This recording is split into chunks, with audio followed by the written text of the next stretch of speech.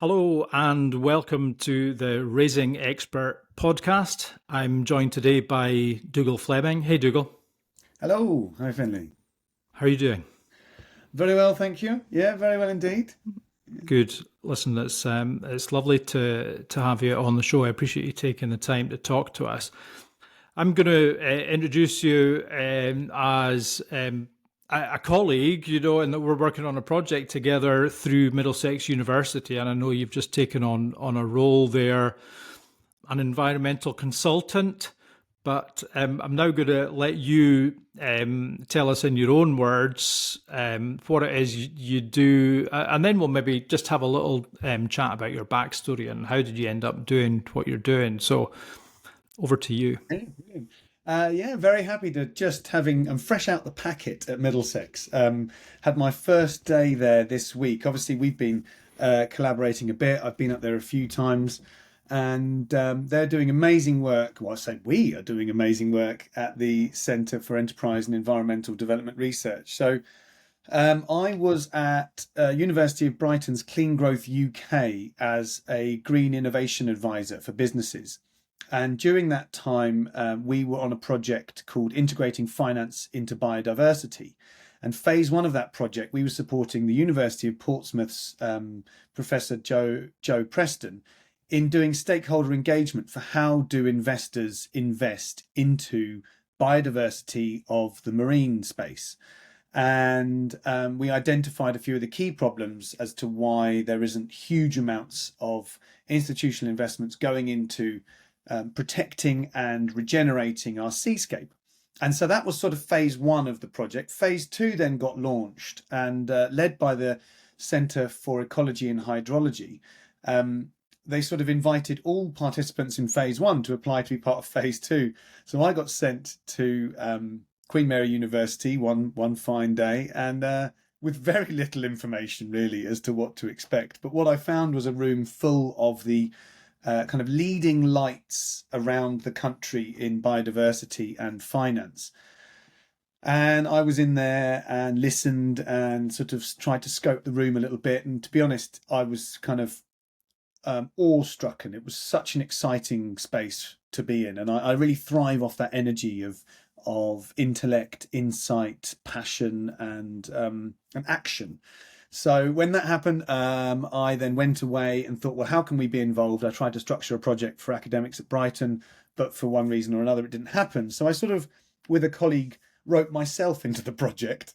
Dare I be so bold? And we got the go ahead. So my contract at Brighton ended, fixed term contract ended, and I was able to then take that funding and offer it out to Middlesex. And Dr. Robin Owen, who we both work with now quite closely, said, yes, Dougal, we'd love to have you, and we'd love to have your skill set and your energy and your passion. And so, yeah, here's a position, and that's basically where we are now, which is to deliver a capacity and innovation section for this really exciting NERC funded project over the next couple of years. So it'll be a sort of keeping my finger on the pulse and then coming alive in the probably about 14 months when my part of the project starts, which is around hosting workshops to help the people, the stakeholders, the academic leads within the project understand how we're going to deliver the report at the end.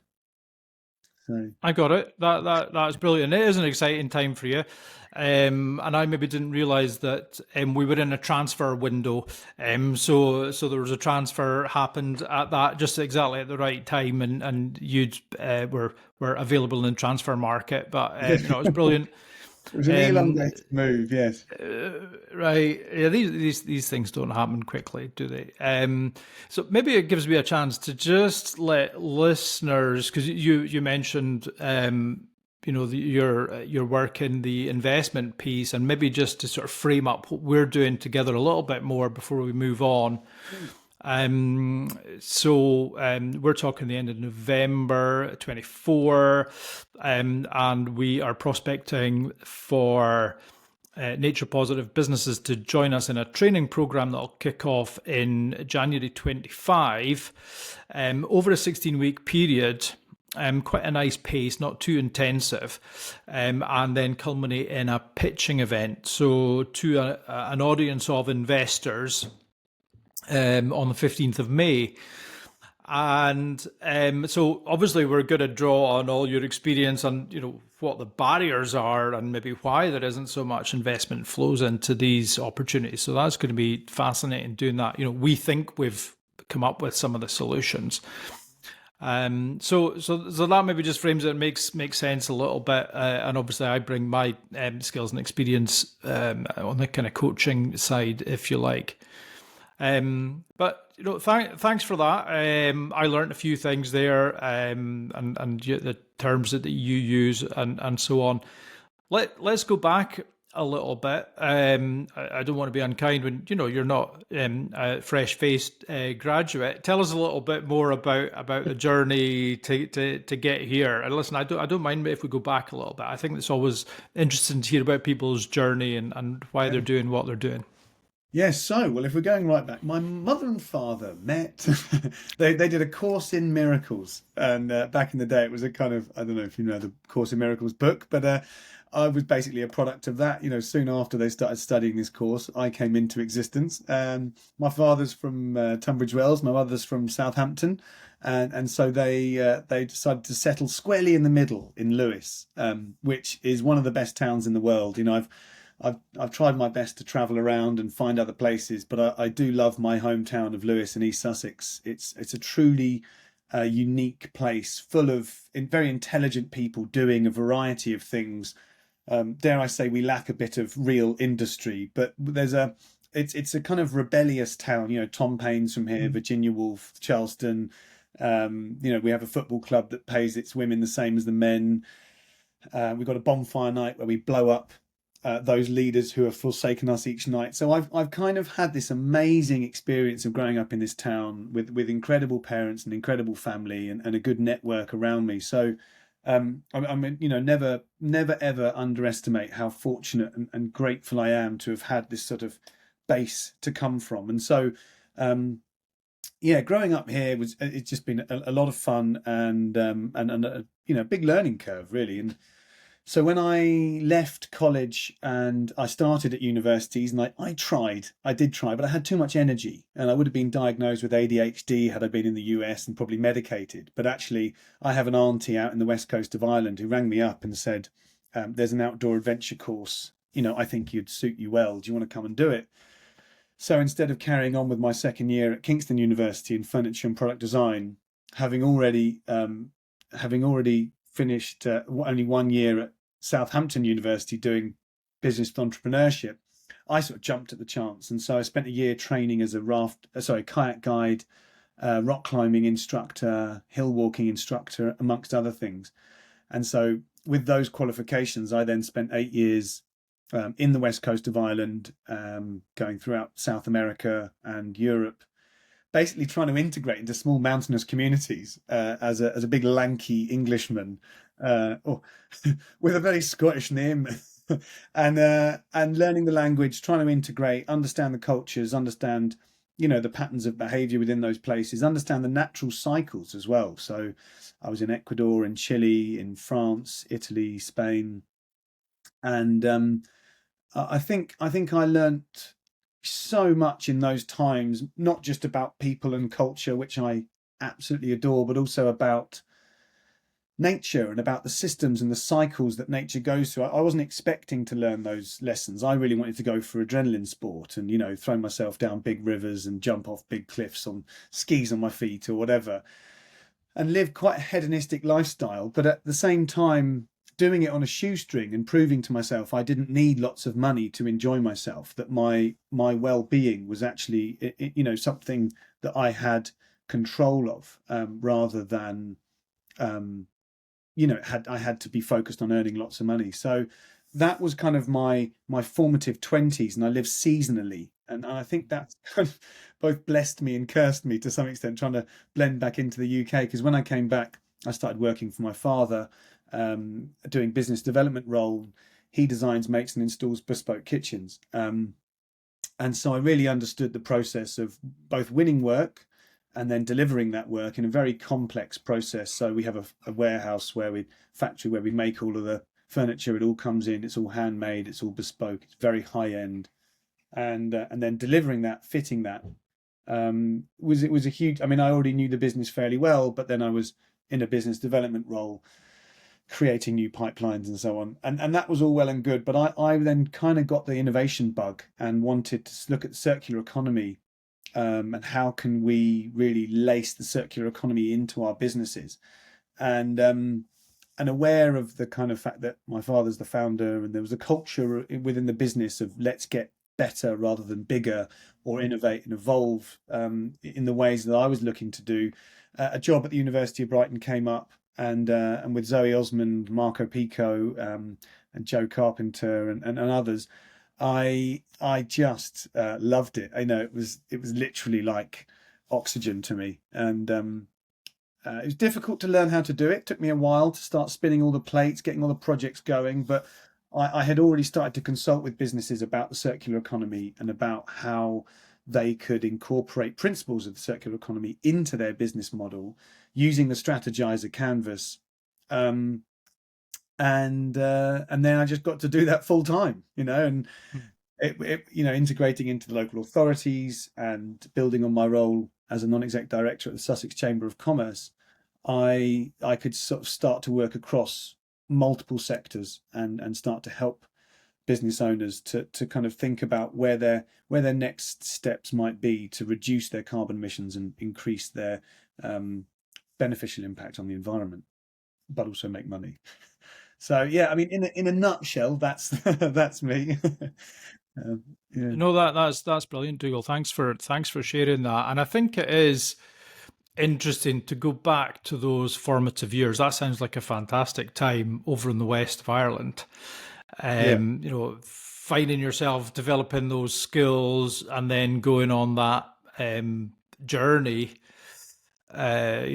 emotional and physical journey, wasn't it? Through your 20s. And we've ended up at this part of the conversation a couple of times, and we can't turn it into a sort of outdoor or ski podcast, because we share some of those passions, and we've ended up in quite a similar space. Obviously, my time in the Alps is not so dissimilar.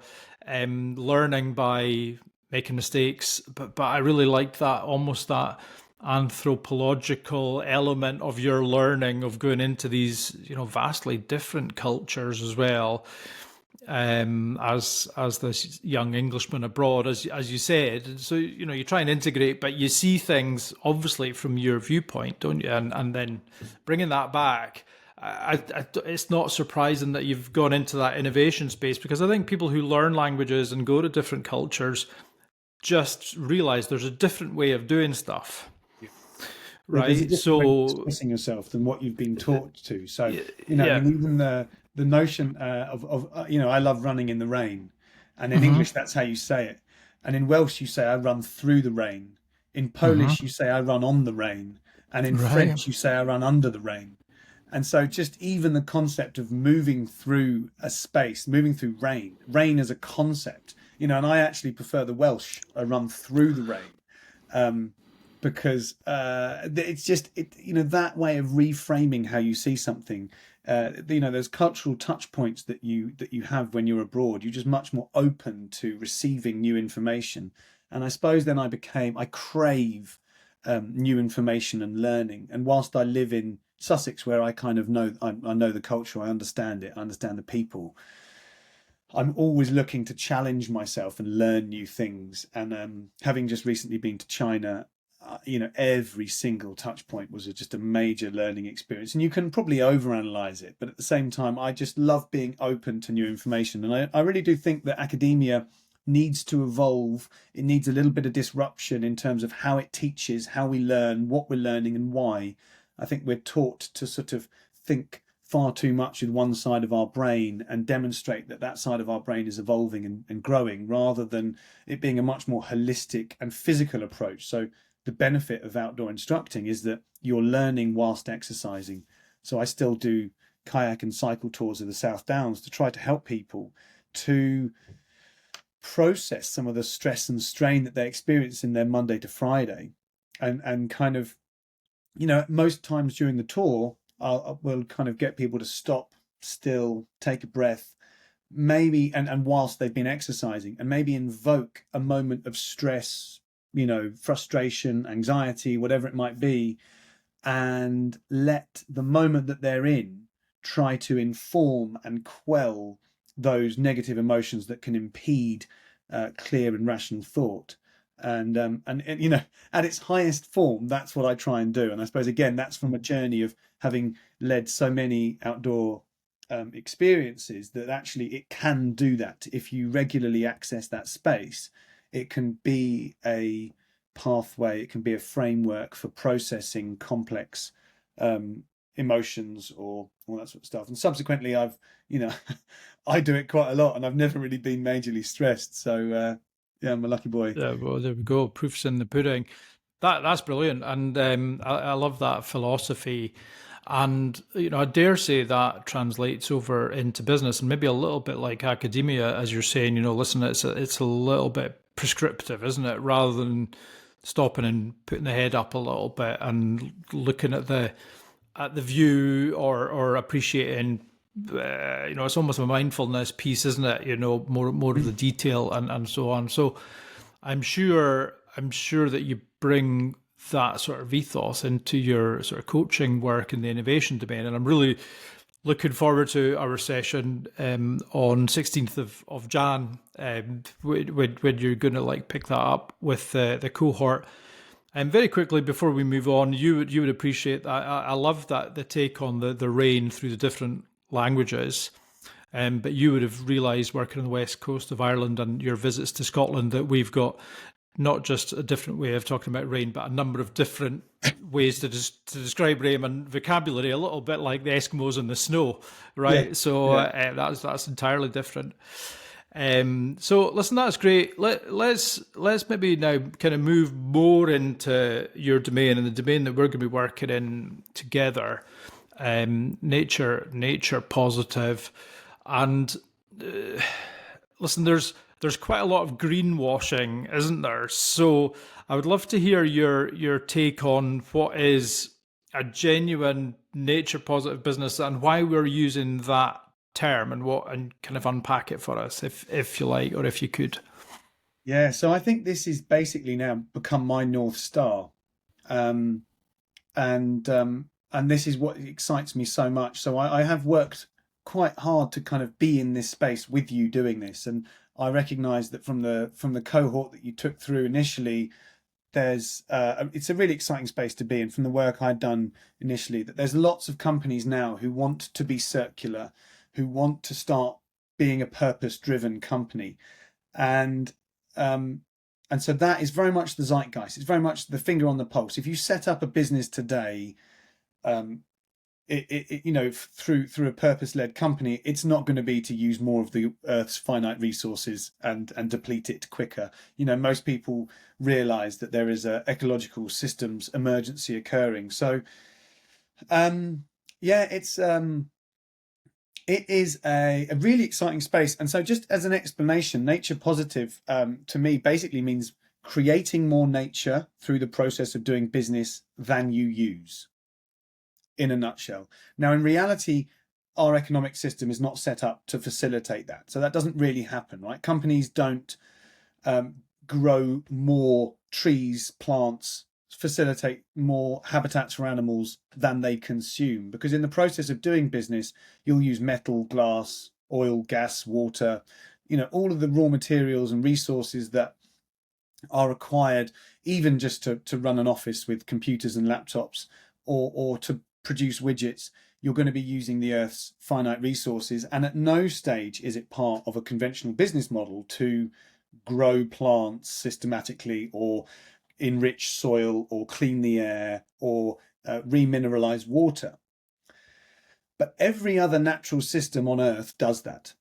And so where I've kind of where my business consultancy is led is like, I can help businesses make more money. I can talk to founders, directors, I can talk to managers, I could inspire people to continue this evolution. But what I really want to do is to try to help companies realize that we have an impact on the earth, and to be part of the natural systems, we do have to try and regenerate.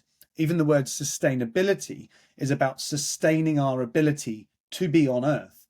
Now, my contention is that we aren't there. We don't run a sustainable model. We don't run a model that can sustain. So what we need to do first is to regenerate. And being nature positive means creating more nature than we use, as I say. So once we start doing that, and once we've entered a space within the world of business that we are generating more nature, then we can sustain. And so there's a sort of step change to get there. And it is very difficult to use examples of companies who do that, because there aren't really many. There are some, and certainly some, who are trying to do it. And we are in this space and supporting that. So let's take some examples. A small example locally is the Compost Club. So they take food waste and they compost it, and they then create nutrient-rich soil. And it can take what, 4 months, 6 months to create nutrient-rich soil. The longer you leave it, the more nutrient-rich it is. And then sell that nutrient-rich soil to farms, allotments, to independent people, wherever it might be. And there is a scale at which that operates. There's a kind of optimal size, I would suggest. And actually, one of the companies who went through your IntelliDigest does something similar. Yeah, I was thinking of them. Yeah. Good. I mean, so that's an example of a company, because essentially mycelium is the only real thing that I can see that actually digests waste and creates life. And it's this ancient evolved, it's not a plant, it's not an animal, it's somewhere in between. It's an intelligent life form that digests waste and creates life. And it's quite beautiful the way it does that. And we could spend the rest of our lives happily learning and studying what mycelium does, but actually we could try and learn to harness it. So another great example is a company called Biome, who I took some shares out in during lockdown, when we sat around and had a bit more time. Yeah. Biome are really interesting, and essentially they're bioarchitects. And they train strains of mycelium to decompose waste and then to create biomaterials and biomatter. I mean, they do a lot more other things, and they've got applications like lampshades, like instead of plasterboard, you can get wall insulation, and they also have a methodology for creating modular construction. But it essentially is centered around how do we harness that relationship that nature has been refining for billions of years. So what does a nature positive company look like? To me, that's what it is. However, we're in this world where we are at the foothills of entering this long journey through the mountain range to get to the summit, or the promised land on the other side, whatever it might be. But so to me, I mean, I also do a lot of work with remanufacturing, and companies who are remanufacturing, and that means taking a product like a laptop or a car part, or a solar panel, or a wind turbine, or in the case that I saw recently, a forklift truck, taking an end-of-life product. And a forklift truck, to take that for example, lasts 15 years before it basically is broken. So by taking that forklift truck apart, you can then clean it and identify which parts are broken, which parts basically do need to be thrown away and recycled, which parts could be reconditioned, which parts need new, which parts can be reused or cleaned and then reassembled as good as new. And it then gets warrantied and certified as such. Now, by doing that, you stop finite materials being required to make a new one, and you stop it going to landfill or being buried or being burnt. So there's a double saving from what the economy requires as a kind of consistent through flow. So there's actually 85% of embodied carbon, as a rule of thumb, can be saved through remanufacturing, which to me is nature positive in our current definition. But as we evolve through to the next phase, I don't think it will be, because it's not actually contributing to making nature. It's just saving nature's a strain put upon it. And another quick example is a tin of beans. So a tin of beans costs 45p in the supermarket, say maybe £1 now through inflation. But the point is that it costs the earth the tin, it costs the earth the glue, the packaging, the beans, the sauce, and that's just at the sale price. Once the beans have been finished, it then costs the earth to try to bring that metal back into circulation through reheating it and melting it and so on, or maybe it just goes into landfill and gets thrown away in that way. So the point is that the real cost to nature is a lot higher than what we're paying. And so the company who's making the beans isn't paying it. We, the consumer, aren't paying it. The supermarket isn't paying it. It's the earth that's paying it. So we need a value for nature. And I think that's where we're starting to get to with biodiversity credits, which is that we can start to incorporate into decisions we make a value for nature. That's brilliant, Dougal. Just those few minutes that you've answered that question is such a great little seminar, and for me and hopefully listeners, and obviously what we're trying to do is get this message out that you're evangelizing about, but also hopefully it's helpful for our program. So people that are thinking about applying for the course, I think that was a great little piece to go, do I fit in there? Because what I've taken from that is, right, listen, we have to think about regenerating before becoming sustainable. That is a big piece for me. But there's this spectrum, and there's, if you get to that place where like the compost club, fantastic.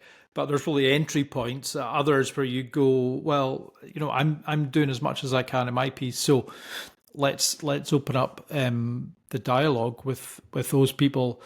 So thanks for that. There's some real fantastic little sound bites in there that we'll pull out and I'll use again, hopefully in different ways.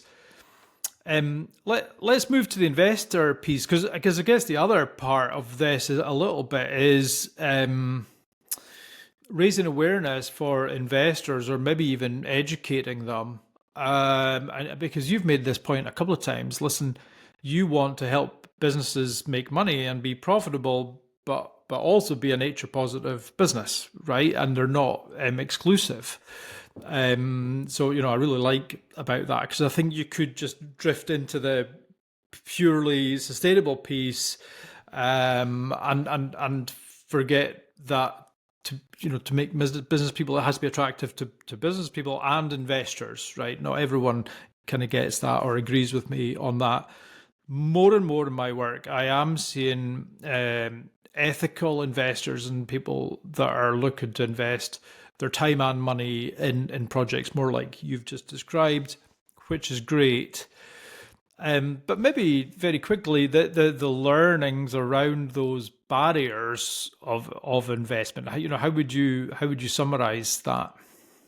Yeah, it's a really good point, Finlay, and I think we need to be really clear on advice, both for the investment community in terms of what you should be looking for from these companies, but also to companies and saying, what can you expect from this investment piece? And I think that's basically our role through this innovation accelerator, isn't it, really, to get companies and investors ready for that. So, yeah, I mean, in my experience, classically, what an investor is looking for is 10x within 5 years. And that's very difficult for a nature positive company to demonstrate. It is possible, it can happen, but 10x of pounds, it is difficult. 10x of pounds plus biodiversity credits, maybe not so much, And so I think that's where, if I have a message for the investment community who are increasingly looking for impact along with their investments. So if we look at sort of environmental and social benefits, well, if you want to make the biggest bang for your buck, probably investing a small amount in a community choir.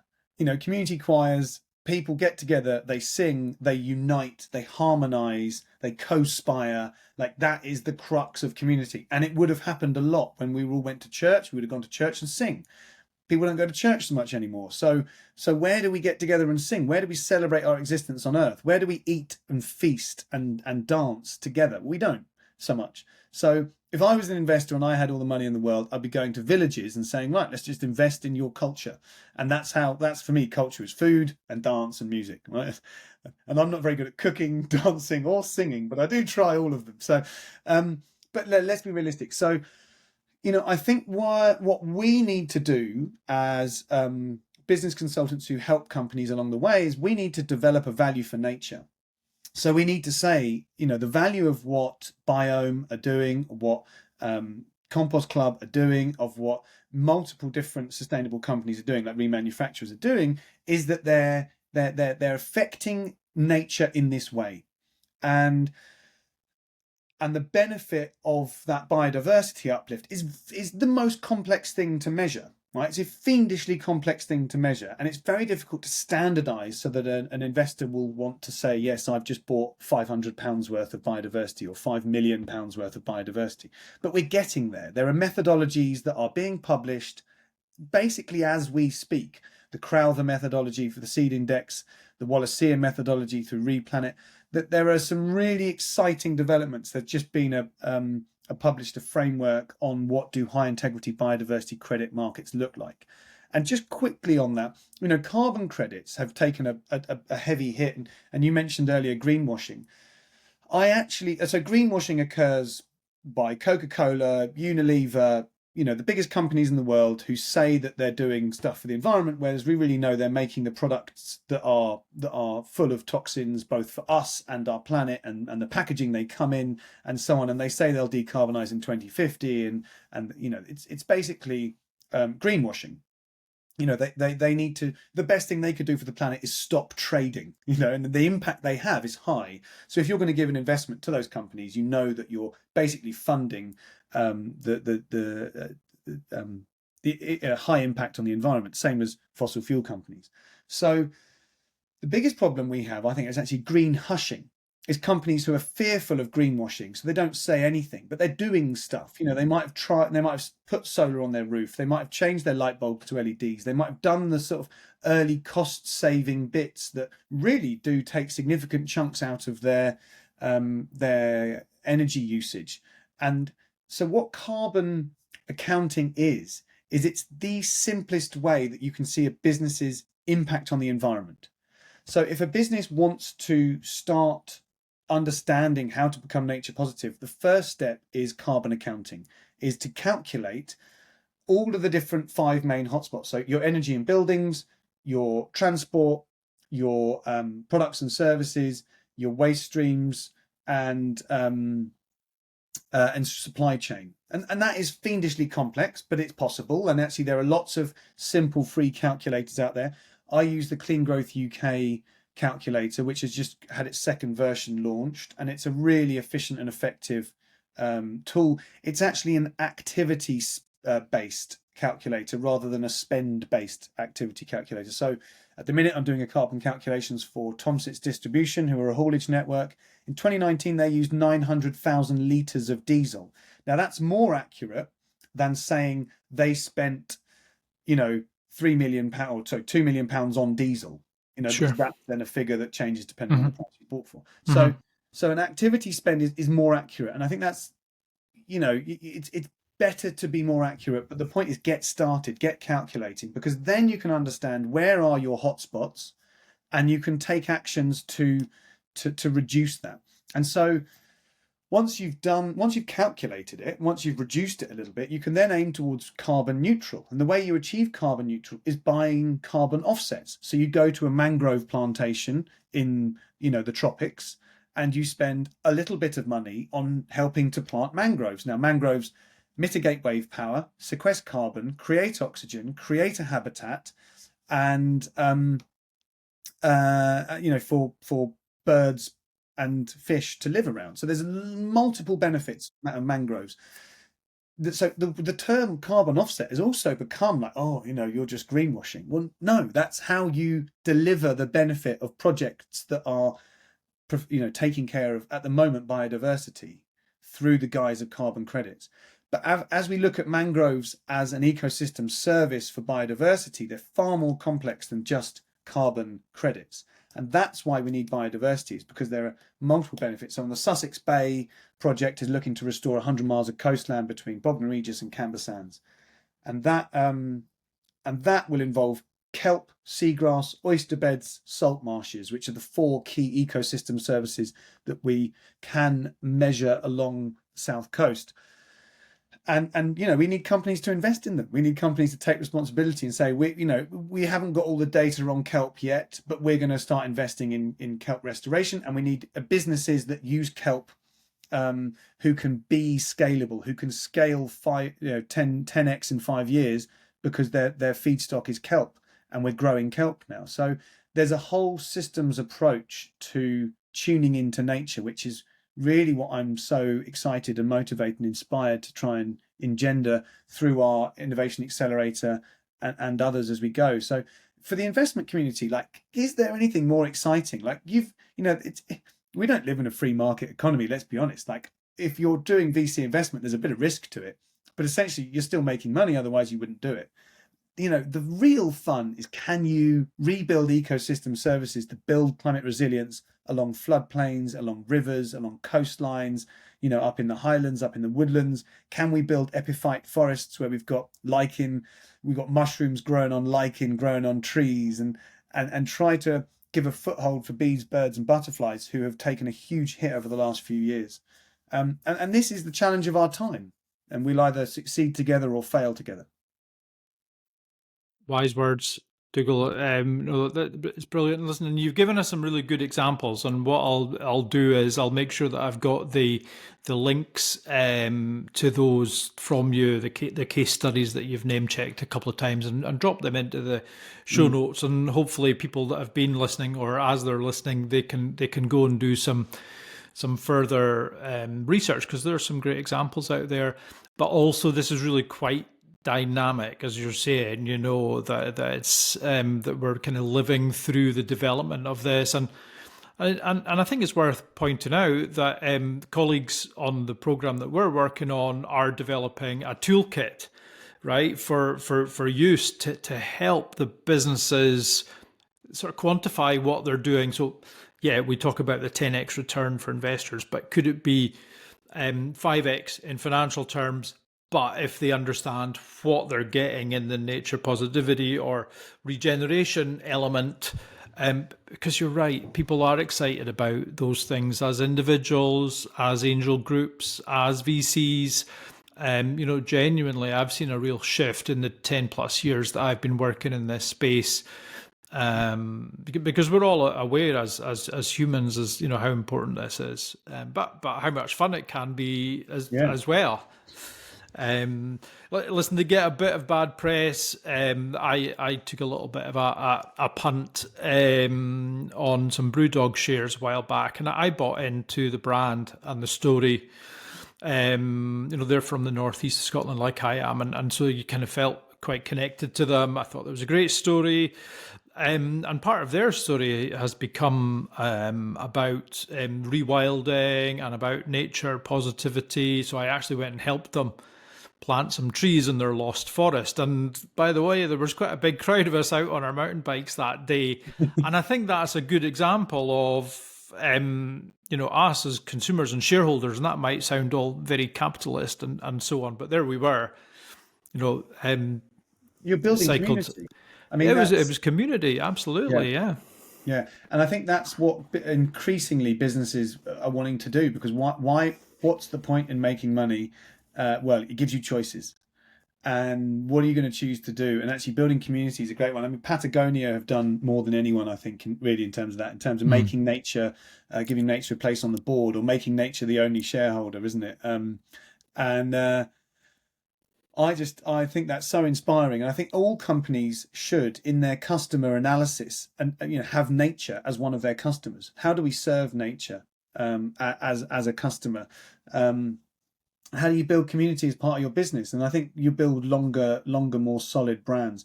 Andy Bennett, actually, who works for Innovate UK, he released a really good graphic recently on. I'm not sure whether he did it or whether he found it from elsewhere, but I'll give him the credit because he's a good man and I like him a lot. Nature and biodiversity investment trusts who only invest exclusively in this space are the Gaia Fund, the Naya Trust, the First 30 investing in nature, Symbiotic Projects, Brain Forest, Sand River, Superorganism, and Wedgatel. So they are the ones who exclusively invest in nature and biodiversity projects. And then there's climate and nature investors. And then there's ones who have a broader interest in at least one nature investment. And then that's a really good graphic that I'll share after in the show notes, because I think it will really help companies who are looking to raise start to approach investors. Because I think that's the other thing as well. There's a big separation between a company who wants to raise and a company who's got a really great idea, and there's a sort of a fear of approaching a VC, and there is, and then I've had that experience myself, really, with the company and saying, well, you're not quite ready to approach them. Well, most VCs I know are looking to invest in companies, and whilst you don't want to, you don't want to show them the back of a fag packet ideas, you want to show them something a little bit more polished. I really do think there's a lot of benefit in just starting the conversation and approaching them, and just saying, what do you think about this idea? And what do I need to do to take it to the next level? And again, we are essentially doing that, right? We're doing that in a slightly more formatic way. And you've got that great experience, Finlay, of your network. So, but finding the investors that are specific to your area, I think is really important. And then it's on us as innovation accelerator kind of coordinators and facilitators to bring high quality prospects to these investors, because I want these investors who've taken a stance to make money off of the back of our ideas. Because if we can get a couple of proven cases that can do 10x in 5 years, great, because that speaks the traditional language. What I really want is companies who do 100x in 50 years, because that's how long it takes to grow a decent tree. And if we don't start growing decent trees now, then in 50 years, what are we going to be building out of? We can't keep building out of cement, steel, glass, etc., because they take, a lot of carbon to create these materials. We need to enrich the soil now to grow the materials that we will need in 20 years, 30 years, 50 years. By 2050, when we have to be basically carbon neutral, we really need to know, like, what are we going to be growing? How are we going to grow the materials we want? Do we have to use steels, or can we use trees? Can trees form the corner posts of our buildings? Like, why not innovate with nature? Why not use biomimicry as part of the fingerprint for how we're going to do this? And I get so excited when I see biomimetic ideas and concepts like Biomes thing. I'm currently working on a project with a guy who is a circular product designer, Jake Goodison, and we're looking to start to 3D print using an innovative methodology, which doesn't involve sort of toothpaste and infrared, but it's more dust and low temperature spraying with a binder to create biomimetic shapes out of biomaterials, so that they are also designed to die. So a chair, how long does a chair last? Well, I'm actually sitting on one of my grandma's chairs, so it's probably the best part of 100 years old. Likewise, actually, as it happens. Yeah. The links continue. So a good chair is a good chair, but most chairs literally will last 5 to 10 years now. So why not design a chair to last 5 to 10 years, so that when it's finished, we can inject it with mycelium, submerge it in water for 3 days, and then put it out on the ground, and it can then rejoin the earth, and it will bring nutrients to the earth. That's the idea. And just on that, just in case there are any biologists listening, I do think the mycelium we use has to be local to the area which it's being returned to, because mycelium is such an incredible and such a kind of unique entity on Earth that different locations create their own. And that's why food grown in a certain location will taste different to another food in another location, is because the Earth has learnt how to decompose its own matter in its own locations. So I think there's a really important piece there on knowing and understanding what are geospecific biopatterns, and that includes shapes and forms of trees, of corals, of seabeds, of riverbeds, of land structures, etc. So I don't think it can be underestimated how important it is to be reflective and responsive to the postcode in which something has come from, including businesses. So yeah, the more biomimetic we can be in business, I think the more in tune we are with our land, with our homeland, and the better we can serve the people of that space. That's brilliant. Thank you. I think I've learned more on this call than on any other. So I think that's a positive reflection on you and your experience and your way of Bless. expressing what could be complex. I think you've got a nice way of putting stuff. So that's brilliant. Listen, I'm just going to very quickly summarize that last piece because I think you spoke about what we're trying to achieve out of the program. And I was trying to think, well, what would I see as a success? That list of focused investors that you spoke about, and we'll share that list to try and get as many of them in the room as possible on 15th of May. But also, it's a two-sided thing. So as you said, to help prepare the ventures as well as we can, take away some of that fear. Right, so with the training that we deliver over that 16-week period, so that they feel comfortable in that engagement. And I guess we'll probably need a catch-up in about 12 months' time to say, right, well, how successful were we in that matchmaking on the two-sided thing? So let's put something in the diary for then, Dougal. But thank you very much for your time today. It's been brilliant talking to you.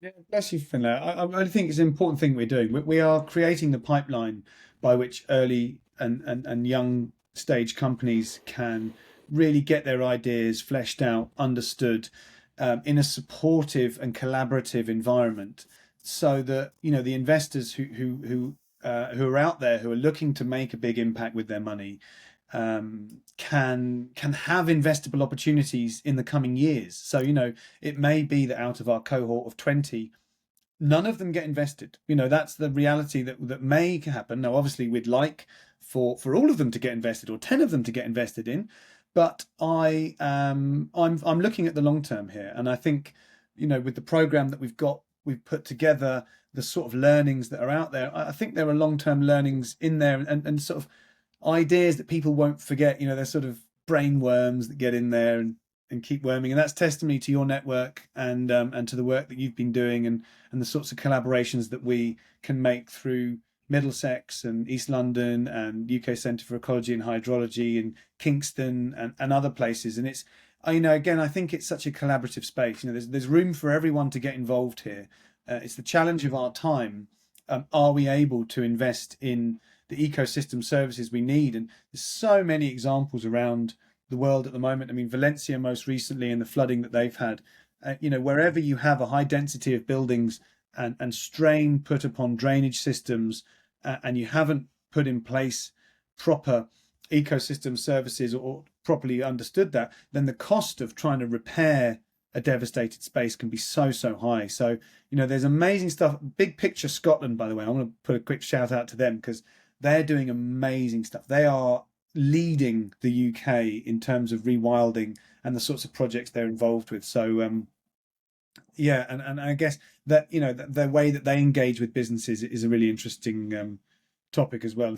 Maybe not quite the closing comment, but essentially, I really feel like we have it in our power to build the world anew, as Tom Paine, a founding father of Lewis, once said.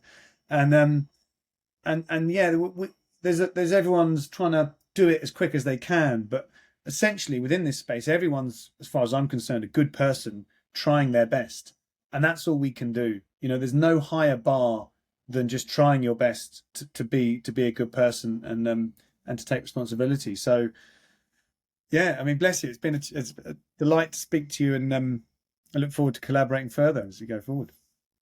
That's brilliant. Yeah, a bit of pace and a bit of patience as well. That's what we need here. So that's brilliant. Listen, Dougal, thank you very much, and we'll talk to you soon. Bless you.